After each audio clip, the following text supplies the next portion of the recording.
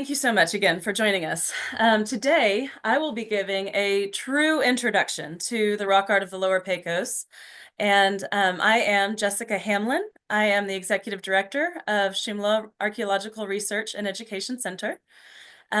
We are here today and in January of 2025. And on this very first introductory slide, for those of you who are completely new to the rock art of Lower Pecos, I want to challenge you a little bit to get your rock art eyes, as we call them. So if you look on this screen and you look at the back rock shelter that you see here, I want you to notice these colors that are painted on the walls in the back of this rock shelter. You can see the sky up here, you can see the base of the rock shelter. And if I tell you that this figure, for example, who has this head right here, arms outstretched, body that reaches all the way down into the place where you can no longer see the paint, this image is almost 5 feet tall. So these are some of them very, very large panels of incredible and complex art. And so today I'm going to be talking to you about that art. For 27 years, we at Shumla Archaeological Research and Education Center have worked to preserve and share the rock art panels of the Lower Pecos and the information that they hold. And here you're looking at our current present day team of fabulous and dedicated people. Today, like I said, I'm going to be giving an introduction to the region. I'm going to talk about the 5 styles of pictographs that have thus been kind of determined, the people who painted them, and a little bit about why we call these panels books. In the second of this introductory series on February 19th, I'll be talking about why these books are so endangered and how Shumla goes about preserving and sharing them. And kind of an example of one of the ways that we do that here on the screen in this rendering done by Carolyn Boyd, where you can see so much of the detail of this Fate Bell mural. The Lower Pecos Canyonlands is located here at the true lower half or lower section of the Pecos River. It's right on the border of present-day Texas and Mexico. The Pecos River actually flows for 926 miles. And here in this region, it reaches the Rio Grande. And so that's why this region is called the Lower Pecos, because that's the place where the Pecos ends. The region is the ancestral home of many, many indigenous peoples, including groups whose names have been lost to time, colonization, displacement, migration, settlement, and so many different things. And we at Shumla really strive to honor both the past and the living indigenous peoples as we learn more about cultural heritage of indigenous peoples in this region. I like to call the topography of this landscape upside down because it is not so much mountainous and up as it is canyons and down. Driving through on Highway 90, a person who didn't know this region might just think it was a wide desert plain. But incised through the entire landscape are deep and really, truly breathtaking canyons that are carved out of the limestone. The primary carvers of these canyons and tributaries are the 3 main rivers in the part of the Lower Pecos Canyonlands that is in the United States: the Pecos River, the Devil's River, and the Rio Grande River. There are also tributaries and dry canyons and rivers coming in from the Mexico region. The Pecos River, the Devil's River, and the Rio Grande, which was dammed at very near its confluence with the Devil's River in 1969 to create the Amistad Reservoir, and has silted in a great deal since that time. The Lower Pecos Canyonlands is at the eastern edge of the Chihuahuan Desert here. It's at the southern end of the Southern Plains and at the western side of the Edwards Plateau. So it is a really incredible and liminal environment where even in the south, there are mountains relatively close. So there's proximity to many different ecotones, many different ecozones. And there are all of these beautiful rivers and the water, leaving even different ecozones on the canyon highlands, in the river basins, up in the mountains. So many different aspects of climate and environment merge in this place. Because it is a mostly arid climate, its remote location, causing it not to be overly industrialized or settled, and also its particular geomorphology, the Lower Pecos Canyonlands contains a very, very well-preserved record of human habitation. It has been the focus of many archaeological excavations, starting back in the 1930s with the Whitty Museum, and then moving forward with the Texas Archaeological Salvage Project that was run by UT Austin right before the Rio Grande River was dammed. And in this picture, you can see a site called Devil's Mouth. And it is near the mouth of the Devil's River. And in the background of this amazing picture, you can see them building the Amistad Reservoir Dam. You can also see the depth of the deposits in this place and how much archaeology was covered up when the Devil's or the Rio Grande was dammed. On this map in the lower left-hand corner, you can see a number of the sites that they knew were going to be inundated, and they were trying to reach and do some excavations at during that period of the Texas Archaeological Salvage Project. Archaeological excavations continue to this day. This is some pictures from the ancient Southwest Texas project at Eagle Cave. And all of these various excavations have and are continuing to reveal unbelievably, well-preserved evidence of the lifeways of the people who inhabited this land. And in fact, the dry rock shelters of the Lower Pecos contain a nearly unbroken record of human life in this place for nearly or more possibly than 14,000 years. So I'm going to focus in on a bit of a timeline as we kind of walk through the peopling of this region. And starting with the perhaps earliest to come to this region, and everything I say today is part of science and part of indigenous knowledge that is constantly growing and constantly changing. So we are always learning more and more, and will continue to, but this is what we know today. The possibly first to come to this region were hunters and gatherers, clearly, hunters of the Pleistocene megafauna. And so you can see in our timeline, we have the epochs, which is the Holocene and the Pleistocene. So we were way back in the Pleistocene at this point in time. We also have the periods, and we're going to talk a lot today about the archaic, but right now in the Paleo-Indian period, this is 14,000, 13,000, 12,000 years ago. And the archaeological record has points and various different cut marks on, extinct horses and different things that show us that people were here at that time. Here in Bonfire Shelter, archaeologists have found evidence of a bison jump or multiple bison jump events as old as 11 to 12,000 years, possibly older. And this is a time or a place where, if you're not aware of what a bison jump is, it's a place in a canyon that has kind of a notch where bison can be driven, such that they don't necessarily see the canyon ahead of them, and they run, pell-mell over the canyon side, and can then be, once they have fallen to their deaths, butchered at the base. And this site is called Bonfire because many of these bones were burned. But you can see in these pictures from the 1960s, these unbelievably thick and dense bone beds, as they're called, because when all those bison run off, they probably aren't able to butcher them all, but they all die there. So it creates these very deep and embedded bone beds.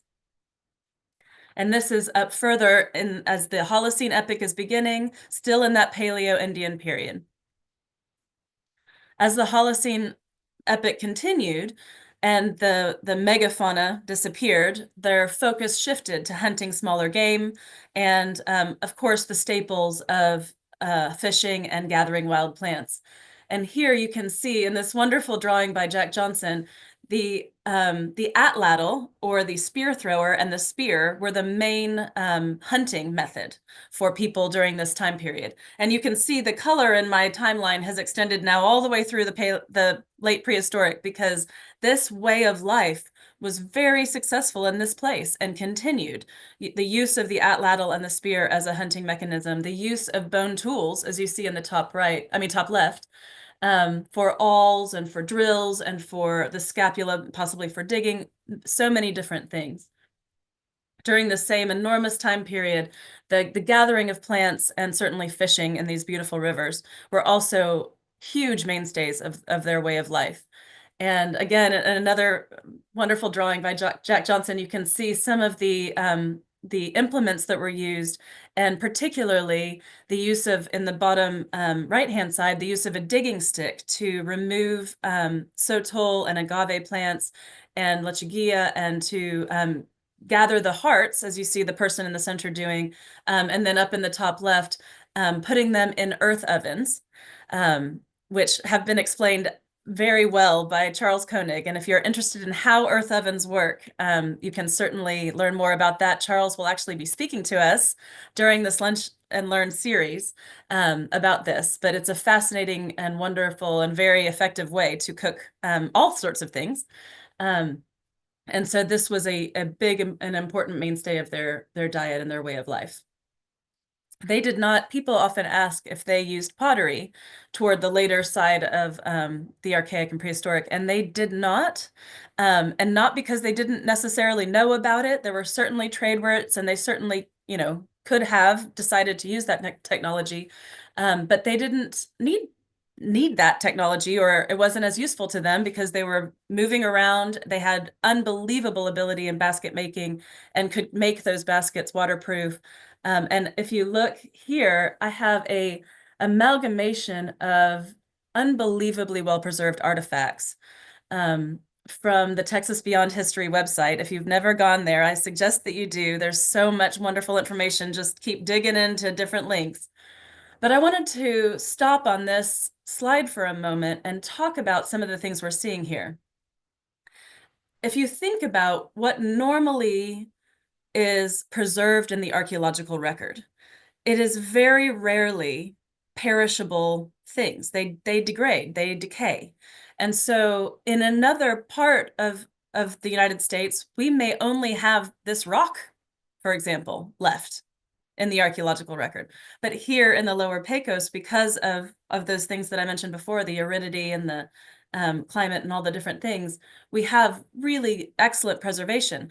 Our biggest problem truly in the Lower Pecos is looting, because those early 1930s excavations showed the state and the world that there was such amazing preservation here, that many of the beautiful sites have been raided, and that is a sad reality that we work with. But there's still so much to learn here. If you look at this slide, and we start kind of up here in the top left-hand corner, you can see that this is actually a lechuguilla spine. And if you pull on that needle at the tip of a lechuguilla, you can make yourself quickly a needle and thread.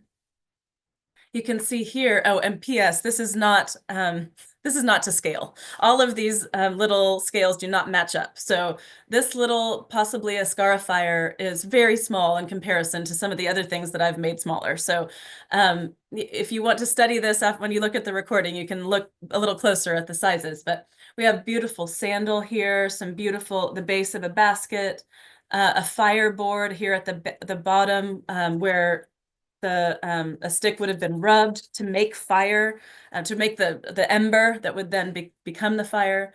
An incredibly beautiful point that still has sinew wrapped around the end of it.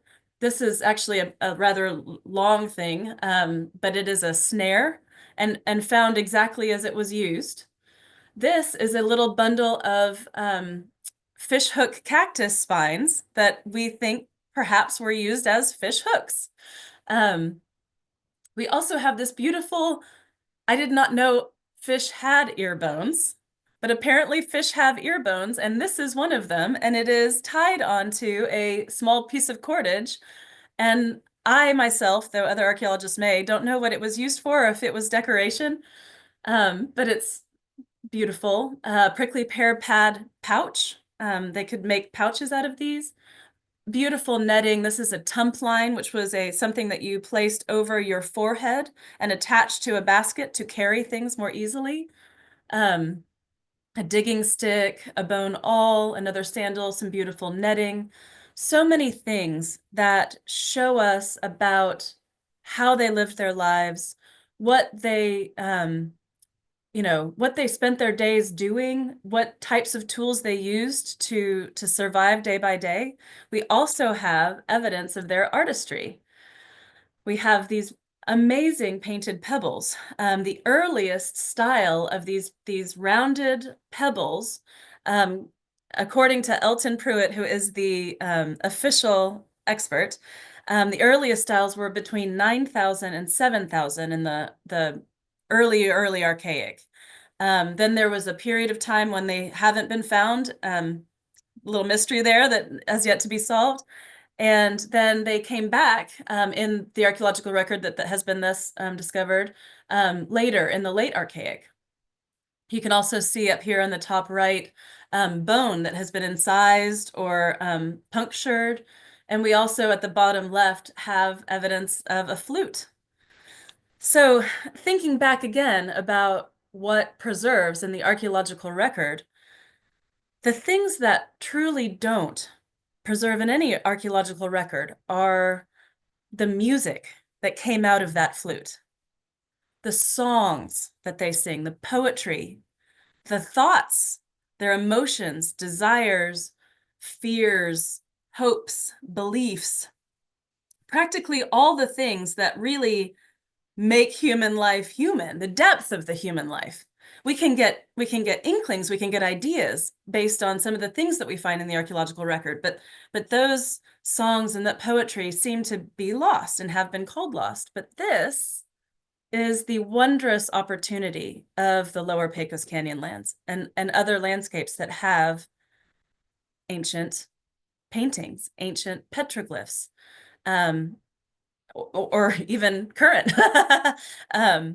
But these types of things that can teach us about all of those deep stories and beliefs and emotions in their own writing.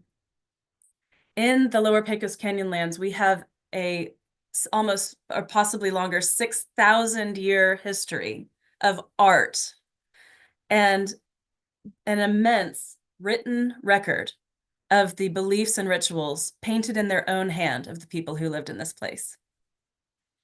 And this really unique and highly valuable combination of art and artifacts earned this region a National Historic Landmark in 2021. So now we're going to dive into our Lower Pecos region 5 rock art styles. I'm going to start by showing them all to you, and then we're going to walk through each of them individually. So first we have historic period. Then we have red monochrome, Pecos River style, probably the one you've heard the most about, red linear, and bold line geometric. So starting with historic, we're up here in the period that is considered to be historic because it is after the arrival of Europeans to this place. Not specifically this place. The Lower Pecos Canyonlands, we believe the first explorer to cross this area was around 1590, an explorer called De Sosa. But this rock art is known to be in this period because it is depicting specific technologies and specific motifs that are attributable only to this period. So for example, and we're going to go pretty slowly, and I'm going to point out a lot of different things on these different sites that I'm showing you. So we're going to start from the right on this one. We can see a handprint. You can see all 5 fingers in red. Then we see a what we have discovered to be a Spaniard. from right around 1800. And the reason that we know is because this form of uniform with these epaulets, this number of buttons, has been connected to a specific uniform that was worn at that time, which is fascinating. Um, and more about that is available as well. You can see the hat, you can see a pipe, very, very specific attributes that we're looking at here to this period. We also see what looks to be a church. And I say that because of the cross that is here at the top. There's also a cross on either end here. And then if you look down at the bottom, it has been, I mean, imagine how much paint had to have been created to be able to fill in this entire form. But you can see here, and this is part of my favorite part of this painting, these finger marks drawing that paint down here toward the bottom. We also see a longhorn and some horseback riders on horses. And then I'm going to point out, can you see very faintly in the back a figure rising right here with the legs in red and a body here? This is painted before these images that we're looking at, and we're going to get to that in a little bit. Here is another amazing historic period site called Myers Springs. In this picture, you can see, again, handprints painted in red. We have over here what looks to be a friar or some kind of religious leader of the Catholic Church based on the way that the outfit is. We have some dancers. Here we have another cross at the top of another triangular type building and another here. And multiple people painted across the mural. We can also see in the far right-hand side graffiti or historic graffiti of groups that stopped. As its name suggests, there is a spring here, and it was a place where people of all ilks over much of time stopped to get water. At this same site, you can see some motifs that we actually connect more in our minds, those of us who have studied rock art and other types of art, indigenous art, to motifs that are very similar to the Southwest.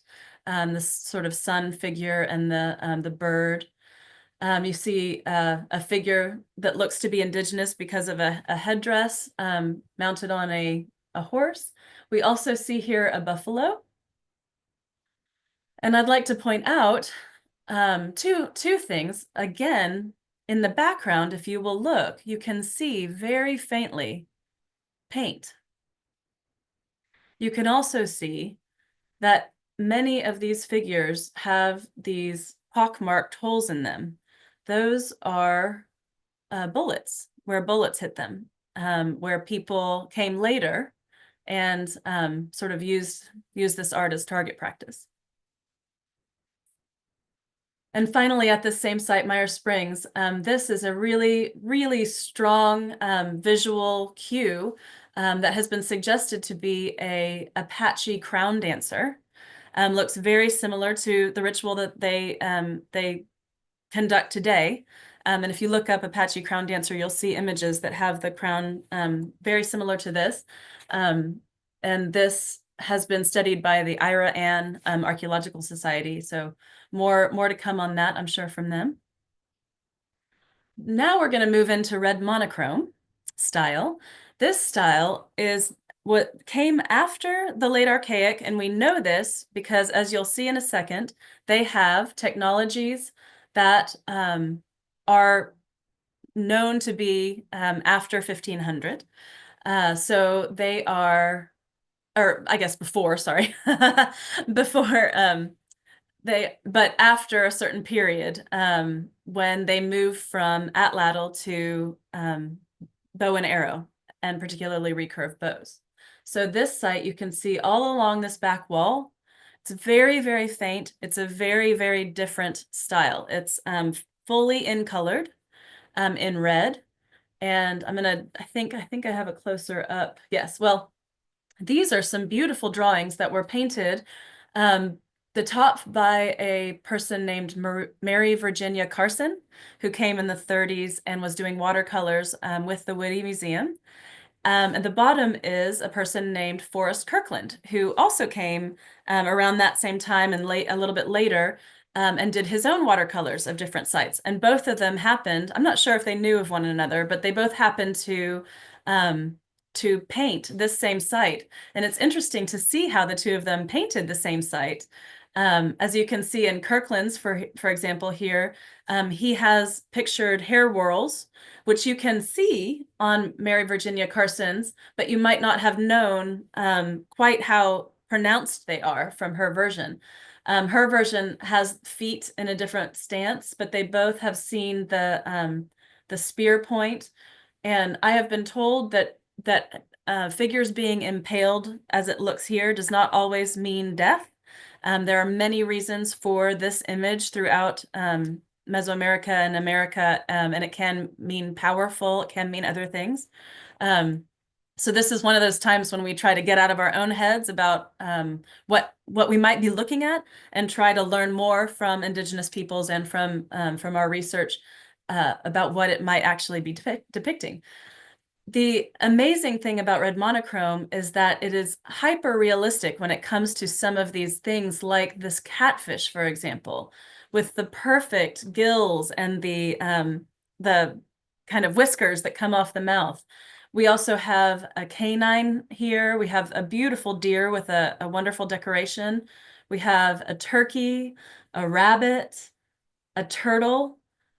And then we have these telltale signs of the recurved bow and the hair whorls that tell us kind of what time period we're in. Oh, and if you are anywhere near San Antonio or going to be there, they are currently doing an exhibition on Mary Virginia Carson's watercolors curated there, and it's fantastic. So by Maurice McDermott, so please go and see that. This is a picture of Forrest Kirkland watercolor painting at a totally different totally different red monochrome site called Seminole Watering Hole. Red monochrome is not found very, very many places in the Lower Pecos. In fact, it's possibly the lowest number of sites that we have, but part of the reason for that may be that it is not well preserved in most of the locations. Can you see the red monochrome art on this page? Anyone? Here, if we put it through what we call de-stretch, it's a filter, you can begin to see some of the art, particularly this figure right here, with the head and the arms in this kind of pattern that is usually, you know, kind of hooked up. We see over here an animal with a tail and legs coming down. Now, if we continue forward with a view of, I think this is Mary Virginia Carson's, or it might be Kirkland's. You can see now that there was a lot more visible when he was there. So we are really struggling. A lot of these sites are in places like Watering Hole or that painted shelter where you saw water is always there in the spring. And certainly when there are flash floods, it's scouring those walls. So we're not sure how much of the red monochrome there might have been, but there's very little left. Now we're going to move to the style on the opposite end of the spectrum where we have the most of it. This style was painted, our oldest radiocarbon date for this style is 5,500 years old. I have extended that blue a little bit farther than that because according to Dr. Karen Steelman and her Bayesian statistics, who has done this radiocarbon dating, it is very unlikely that we dated the very, very first painting. And based on those statistics, this tradition began before that, but we just don't know how long before that. We do know our oldest date is here in this time period, right as we're entering into the late prehistoric. So we know that they were, for a fact, that they were painting this style for at least 4,000 years consecutively. This is based on specific radiocarbon dating. So for the previous two types of rock art, we didn't necessarily need to radiocarbon date them because the motifs are diagnostic of the time periods in which they are painted.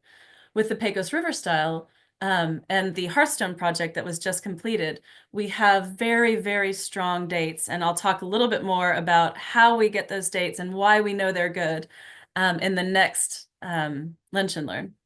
But we have very, very strong radiocarbon dates for this style.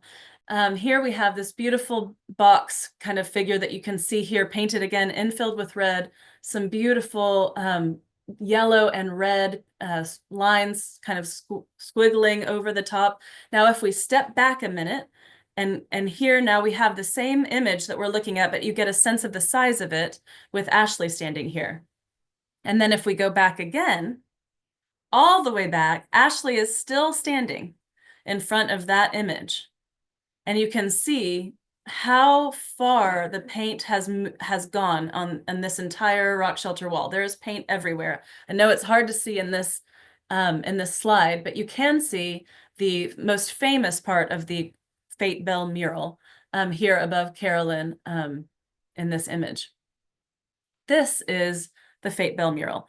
This has so many of the iconic aspects of the Pecos River style. It has 4 distinct colors, the black, red, yellow, and white, and that those colors can be mixed. So as you see here, there's a beautiful orange also included here. It has figures that are usually positioned in a kind of a straightforward manner with arms outstretched.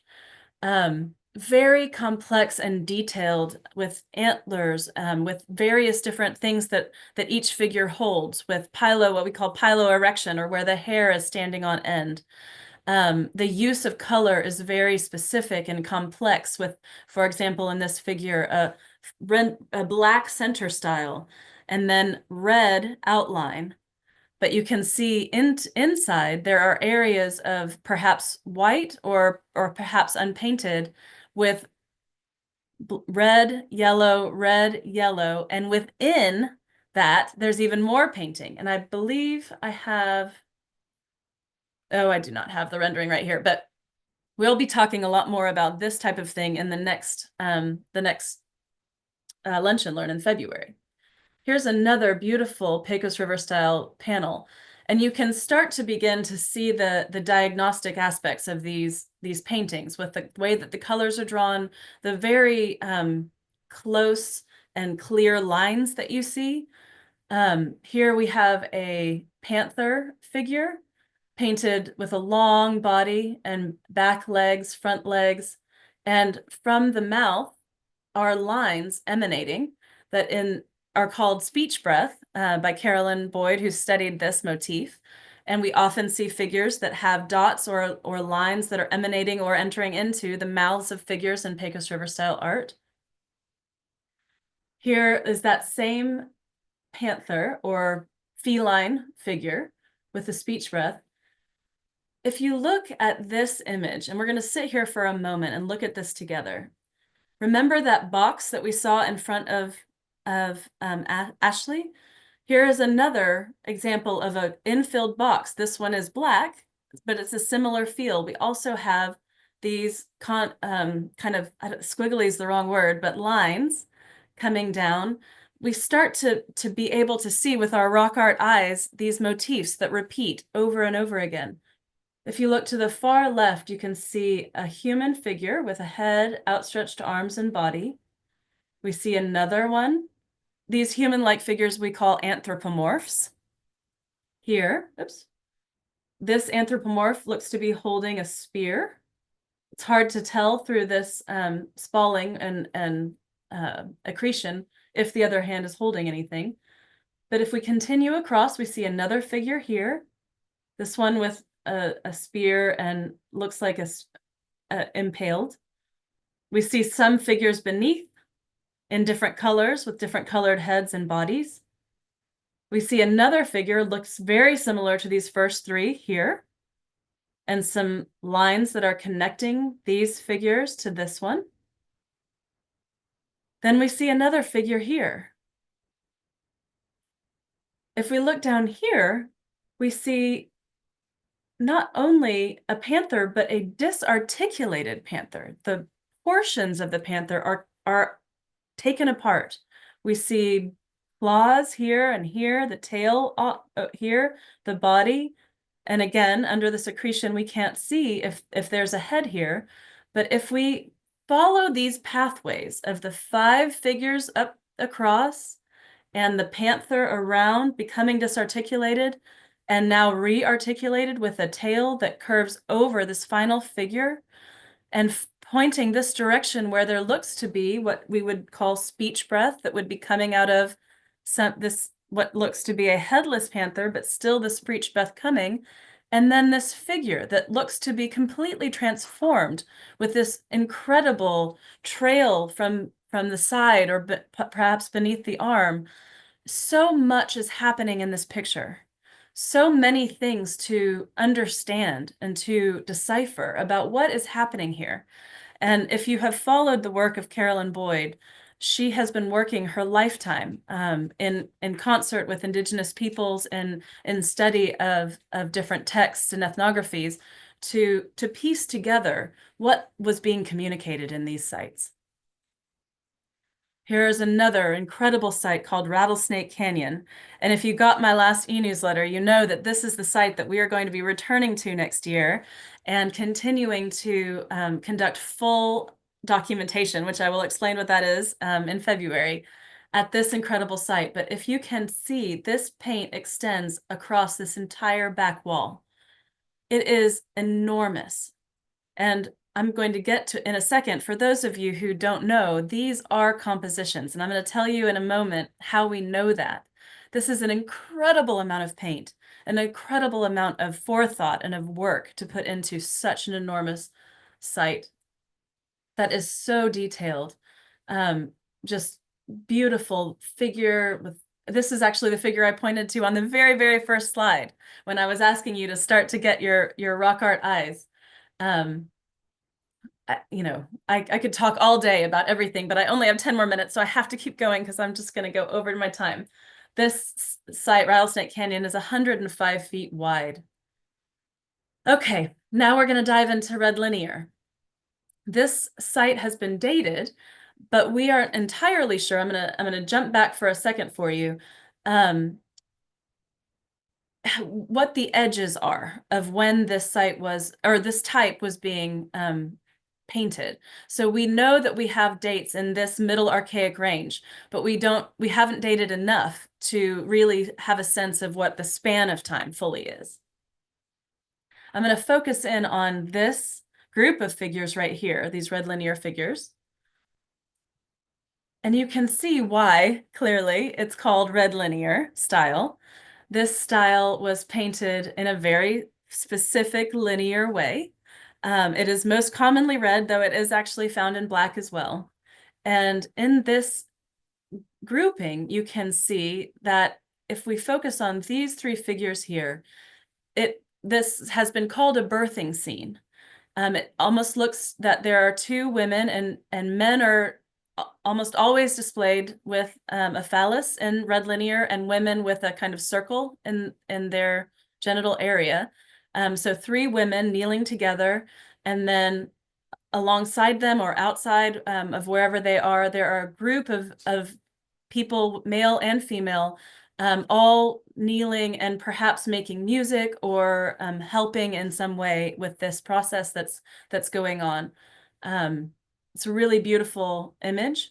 And this is from the red linear type site. So this is the it's called a type site when you find a site that kind of encapsulates the style and all of its various ways of being portrayed. If we look at this figure right here, you can see it depicted here. You can see that this figure, like other figures that we see in Pecos River style, is holding, in this case, perhaps an atlatl or a rabbit stick, but is painted in a very different way than the Pecos River style is painted. This is from within Seminole Canyon Park. And finally, I'm going to point you back up here to bold line geometric. Bold line geometric, we only have 1 radiocarbon date from. And so we really, really can't say what the span is. And but that date is from 2275 BC. Here you can see it's a much bolder line than the red linear style. It is often in red and yellow, and we are not entirely sure that this is, in fact, a different style altogether. It could be that this is a sub-style of one of the other styles. We have lots and lots to learn about all the styles, but certainly about this one, and whether or not it is, in fact, a sub-style of Pecos River style or of red linear or what have you. So here, if you disregard this giant P that has been carved over, what I will show you in a second is the bold line geometric style that we understand this far. You can see it is a pattern that looks similar to what I've poorly drawn here. Through the D-stretch, you can kind of get a sense of this bold red line that has been found throughout the region, but is perhaps another style, perhaps not. Okay, so now we have talked through the 5 styles, and I've added here just a little bit to kind of position this in terms of time as we understand time through our AD, BC, and looking at different global events. So thinking back to Pecos River style, which thus far is the oldest and is quite old in comparison to other painted, indigenous painted styles across the nation and the world. In terms of global history, that is back before even when the first writing was happening in Mesopotamia. So let that sink in for a second. People were painting in the Lower Pecos Canyonlands of Texas and Mexico these unbelievably complex and beautiful myths and stories and beliefs on the walls at the same time that first writing was beginning, that the pyramids of Giza were being built for the very first time, when Rome was founded, when Mesoamerican cultures were beginning to come to their peaks. So much was happening, and this same lifestyle and this same painting style were continuing. So I wanted to show you, and this at the red monochrome style, this type site is painted shelter. Remember when I was showing you other styles, but I was telling you there was paint seemingly behind it. Here at this painted shelter site, you can see almost all of the styles in the same place. So we also know that not only were the Pecos River style paintings being painted, but all of the styles were being painted in the same places a lot of the time. So if we wind all the way around this back wall, and we see all this red paint up here, and we see some red monochrome figures down here, and we go all the way through past this beautiful spring, all the way over to this side. This gigapan is of that corner of the painted shelter site, which is VV78. I'm going to zoom in right here. These were the numbers that were painted on the sites when that salvage operation was happening. And in a lot of different places, the paint that was painted to write these VV numbers, standing for Val Verde County, are more degraded than even the Pecos River style paint. Here you can see that green VV78 is paint is still very, very vivid. You can also see some graffiti, some historic graffiti from Mr. Easterling from February of 1911.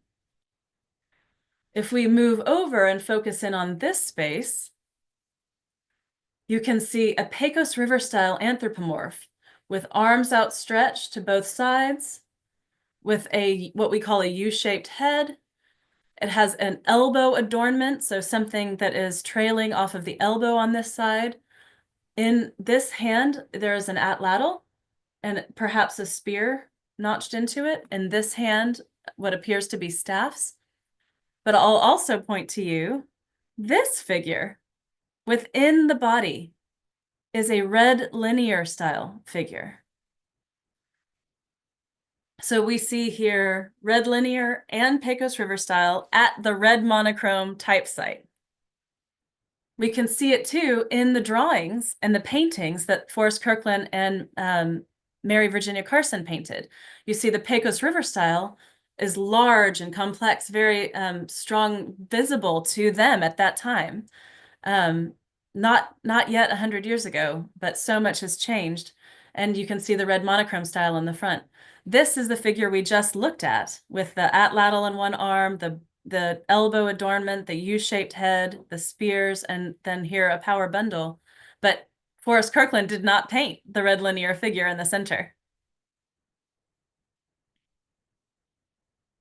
And here you can see the red monochrome below and the power bundles. We call this motif a power bundle as we are kind of doing diagnostic studies of these sites. And if we focus in on this figure right here in the drawing, and then go over to the image, you can see it's painted here. And then if we look at this power bundle with its lines in the center, you can go over here and see it painted here. So it's very, very badly degraded, but we know that this site held almost, perhaps, I don't know if it has historic indigenous art, but it has historic and then red monochrome, red linear, and Pecos River style. So what about before 6,000 years ago? This is an important question and one that we are working to answer. It is possible that though we know people were living in this place for 14,000 years or more, that they just began painting rock art around 6,000 years ago. Or perhaps that is preservation bias of whether or not, number one, we have found older sites and known and been able to date them, or if the spalling that is totally natural to this environment has caused the walls of the rock shelters to spall in such a way that any art that was painted before that time is now gone. And if you look at this image of Black Cave, you can see so much. I mean, spalling is the reason that these rock shelters exist. This limestone is so porous that water comes through and the back walls just fall away. In large chunks sometimes or in tiny chunks. So Karen Steelman and her team are going to continue, and we will at Shumla, of course, continue to ask this question and to see if we can determine if there is rock art that stretches back farther. But already this rock art was painted far longer ago than we even began to understand based on our studies through the Hearthstone Project. And I will dive into the way that Shumla is preserving these books next time. So if you have to leave because it's 1 o'clock, please feel free, and we will hopefully see you next time. If you can stay and would like to ask a question, I can stay.